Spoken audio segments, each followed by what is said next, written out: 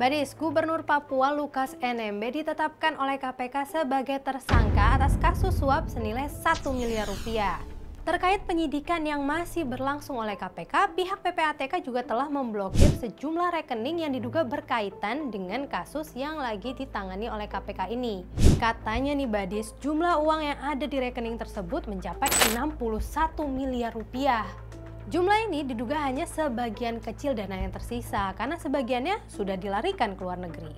Diduga duit itu bersumber dari dana otonomi khusus dan juga setoran dari para bupati yang ada di wilayah itu. Karena kalau dari Lukas NMB sendiri dan juga keluarganya ini tidak ada yang punya pendapatan ataupun usaha yang bisa menjelaskan dari mana dana ini berasal Badis. Dan kalau berdasarkan data LHKPN KPK pada Maret 2022, data kekayaan nih, total kekayaannya si Lukas NMB ini hanya sekitar 33 miliar rupiah Badis. Nah, inilah yang menjadi awal kecurigaan KPK untuk mengusut kasus ini. Tapi ada tapinya Badis, seperti layaknya tersangka korupsi lainnya, Lukas NMB sendiri mengelak kalau dirinya disebut sebagai tersangka dari kasus penerimaan suap. Kalau menurut Lukas, dana yang dikira dana gratifikasi 1 miliar ini adalah dana miliknya sendiri yang digunakan pada saat ia sakit untuk berobat ke Singapura pada tahun 2020 lalu.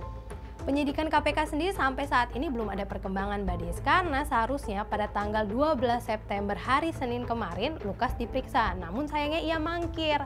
Alasannya sih sakit karena kakinya bengkak dan nggak bisa jalan, ditambah pita suaranya juga sakit Badis katanya. Bahkan karena sakit, Lukas ada rencana Badis untuk keluar negeri ke Filipina untuk berobat. Tapi sayangnya nih KPK sudah mencekal Lukas NMB per tanggal 7 September kemarin. Nah, kira-kira ya dengan adanya surat pencekalan ini Lukas masih bisa nggak ya keluar negeri karena sudah mengantongi nih izin untuk berobat sampai tanggal 26 September dari Kemendagri. Nah, gimana ini?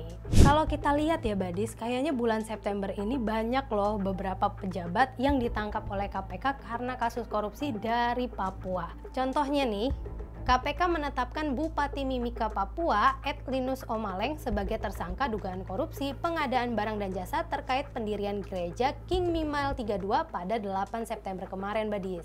Selain Linus, KPK juga menetapkan 2 tersangka lainnya, yaitu Martin Sawi, Kepala Bagian Kesra Setda Kabupaten Mimika, yang juga duduk sebagai pejabat pembuat komitmen, dan seorang pihak swasta bernama Teguh Anggara selaku Direktur PT Waringin Megah. Dalam perkara ini, KPK menduga Linus menerima uang sebesar 4,4 miliar rupiah dan jumlah kerugian negara yang diperkirakan mencapai 21,6 miliar. Lalu KPK juga menetapkan 4 orang tersangka dari kasus korupsi di Mamberamo Tengah.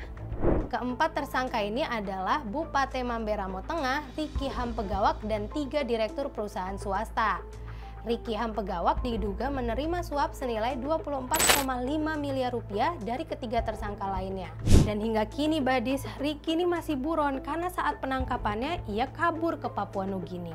Tapi nih Badis, kalau misalnya bicara soal korupsi di Papua, banyak yang beranggapan kalau misalnya kasus korupsi di Papua masih lebih banyak daripada itu. Provinsi dengan kekayaan alam sebanyak Papua, tapi ternyata justru jadi provinsi termiskin di Indonesia. Apalagi kalau misalnya bukan karena dikorupsi. Kekayaan alam yang melimpah dan jarang diperhatikan oleh pemerintah membuat kasus korupsi di Papua ini jarang tersorot Badis. KPK pun mengatakan kalau pihaknya memang sering sekali mendapatkan masukan dari masyarakat Papua terkait kasus korupsi yang ada di Papua. Karena kebanyakan kalau nggak diselidikin, ya berhenti di tengah jalan. Ujung-ujungnya para koruptornya udah keburu kabur duluan sebelum ditetapkan sebagai tersangka oleh KPK.